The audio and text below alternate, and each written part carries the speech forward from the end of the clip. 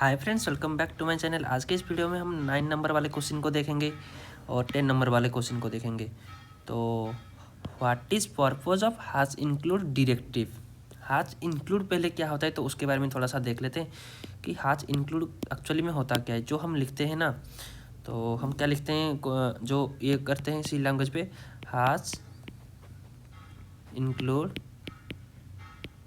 stdio.h। तो ये जो हैज इंक्लूड होता है ये क्या होता है, इसके डीप में हम नहीं जाएंगे। हम सिर्फ देखेंगे कि 2 मार्क और 3 मार्क क्वेश्चन पे आए तो आप क्या समझ के उसको लिख सकते हो। ठीक है, तो हैज इंक्लूड पे आप क्या लिख सकते हो ना, द हैज इंक्लूड डायरेक्टिव। पहले तो ये एक डायरेक्टिव होता है। डायरेक्टिव मतलब क्या, कंप्यूटर में अगर आप देखो तो एक फोल्डर होता है सी ड्राइव होता है। उसके अंदर आप एक फाइल बनाते हो कि आपके नेम पे एक फाइल बनाते हो डेटा, या आप और एक फाइल बनाते हो और स्टडी, या जिधर पे आप स्टडी फोल्डर सेव करते हो, और एक फाइल बनाते हो वीडियोज़, और एक फाइल बनाते हो फिल्म्स। तो ऐसे आप कुछ बनाते हो। तो ये क्या होता है, एक फोल्डर जो होता है इसको बोलते हैं एक डायरेक्टिव। इसके अंदर आप अगर और एक फोल्डर बनाओगे उसको बोलते हैं डायरेक्टिव, और उसके अंदर आप कंटेंट फाइल जो होते हैं रखोगे। तो ये एक फोल्डर के अंदर सब फोल्डर जो होते हैं इसको डायरेक्टिव भी बोला जाता है, जिसको आप इंक्लूड करना पड़ेगा तभी आप यूज कर सकते हो। जो IO फाइल्स होते हैं या stdio.h या math.h होते हैं इंक्लूड करने के बाद।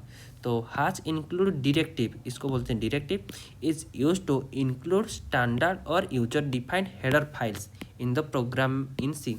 हेडर फाइल क्या होते हैं, हेडर फाइल ये होता है कि जो हैज इंक्लूड stdio.h, ये एक होता है हेडर फाइल, पूरा का पूरा इसको बोलते हैं हेडर फाइल। तो हैज इंक्लूड होता है एक डायरेक्टिव।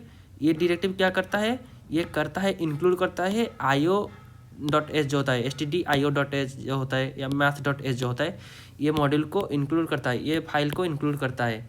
और उसके अंदर जो भी कंटेंट होता है, जो फंक्शन होते हैं, मैथ फंक्शंस होते हैं या IO फंक्शन होते हैं, उसको हम यूज करते हैं।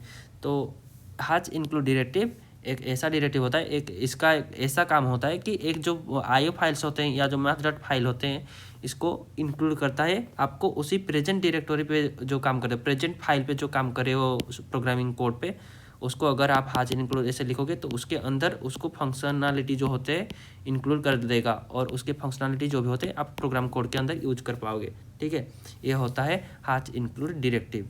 और इस पर डीप डाइव अगर आप जाओगे तो बहुत सारी चीज़ें आपको देखने पड़ेंगे, पर हम देख रहे हैं सिर्फ 2 मार्क और 3 मार्क या 1 मार्क क्वेश्चन आंसर भी आप इसको भी कंसिडर कर सकते हो।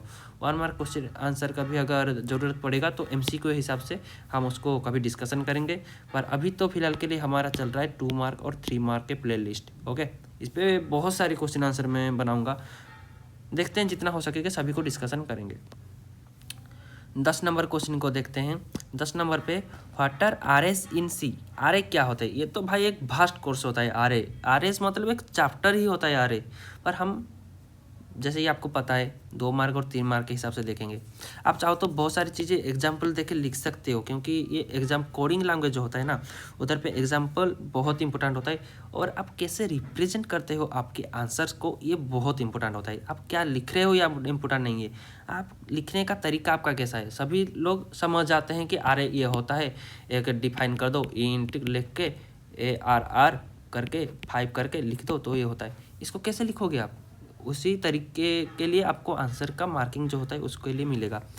तो an array is a collection of elements of the same data types stores in contiguous memory locations. Contiguous क्यों बोला गया है, क्योंकि array जो होता है ना, ARR ऑफ 0 से स्टार्ट होके, अगर आप 5 तक इधर आप 5 लिखोगे तो ये 0 से स्टार्ट होके 0 1 2 3 4 इस टाइप से ये चलेगा। 5 तक तो नहीं चलेगा, 5-1 तक चलेगा, क्योंकि काउंटिंग 0 से स्टार्ट होके N-1 तक जाता है RA पे। ठीक है, तो आप ये वाली चीज़ भी इंक्लूड कर सकते हो चाहो तो इधर, कि RA पे काउंटिंग अगर 3 मार्क पे पूछेगा तो थोड़ा सा बड़ा करके लिखना कि काउंटिंग स्टार्ट होता है 0 से और N-1 तक।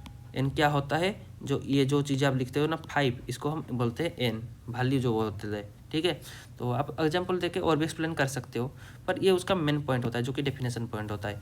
N RA is a collection of, इधर से collection of elements of same data types stored in a contiguous memory location। contiguous same data types और कॉन्टिग्यूअस मेमोरी लोकेशन, ये दो पॉइंट वन याद रखो, इसको मिस मत करना, क्योंकि ये जो कीवर्ड होते हैं ना, जो टर्मिनोलॉजी होते हैं, इसके लिए आपको मार्किंग मिलते हैं एग्जाम पे, कि ये जो चीज़ें होती है आपको इसको लिखना है, कॉन्टिग्यूअस मेमोरी लोकेशन पे स्टोर होता है, ठीक है। और आरे आप डिफाइन करोगे इंट ARR ऑफ 5 1 2 3 4 5, तो ये सारे के सारे एक आरे के अंदर रह जाएगा।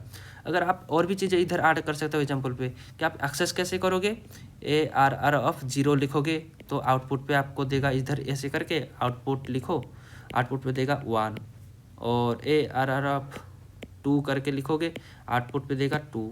इस टाइप से आप एग्जाम्पल को और भी लंबा कर सकते हो। अगर 3 मार्क के पूछेगा तो, 1 मार्क में पूछेगा तो ये वाली चीज़ लिखना, 2 मार्क में पूछेगा तो यही सेम चीज़ लिखना, या आप और एक एग्जाम्पल देख सकते हो, 3 मार्क में पूछेगा तो आप ये डेफिनेशन वाला चीज़ लिखना, ये हो गया फर्स्ट पॉइंट। और एक चीज़ जो बताया 2 नंबर वाले पॉइंट पे आपको लिखना पड़ेगा कि हाँ ये 0 से स्टार्ट होकर n-1 तक जाता है। और 3 नंबर पॉइंट पे आप एग्जाम्पल शुरू करना, ये हो गया एक एग्जाम्पल, कैसे एग्जाम्पल को एक्सेस करते हैं, ये जो आरे को मैंने बताया, ARR 0 ARR 1 ARR 2 इस करके लिखना। और भी चाहो तो थोड़ा सा एक्सपेंड कर सकते हो। ये हो गया आपका 3 मार्क एग्जाम्पल, ठीक है, आंसर हो गया। और उसके अगले वाले वीडियो पे हम देखेंगे कि पॉइंटर क्या होते हैं। एक अच्छा सा कॉन्सेप्ट होता है, ये एक ही वीडियो पे शायद लगेगा, देखते हैं, तो इसको कवर करेंगे। और आज के वीडियो को इतने पे ही रखते हैं, मिलता हूँ आपको नेक्स्ट वीडियो पे। और कमेंट करके बताना कि आगे कौन से टॉपिक के रिगार्डिंग हम वीडियो बनाएंगे, ठीक है। तो थैंक यू।